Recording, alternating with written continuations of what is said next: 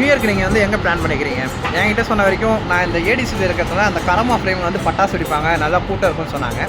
அதனால் நான் இன்றைக்கி வந்து எப்படி இருக்குன்னு செக் பண்ணுறதுக்காக வந்தேன்.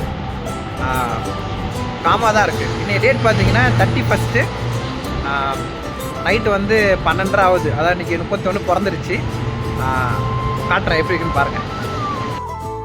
இன்றைக்கி வந்து இந்த ஃப்ரேம் வந்து அமைதியாக இருக்குது. நாளைக்கு நைட்டு வந்து நியூ இயர், ஓகேவா?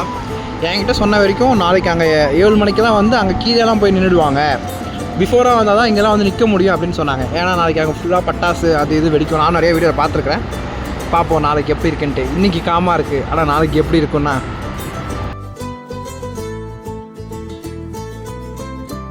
நாளைக்கு வரவங்க கொஞ்சம் பிஃபோராகவே வந்துடுங்க. ஏன்னா நான் நிறைய வீடியோவில் பார்த்தேன், செம கூட்டமாக இருக்குது. பிஃபோராகவே வந்துடுங்க. வந்துட்டு நல்லபடியாக செலிப்ரேட் பண்ணிவிட்டு சேஃபாக போங்க, சரியா? இதான் இப்போதைக்கு கரமா அந்த ஃப்ரேமோட ஸ்டேட்டஸ்.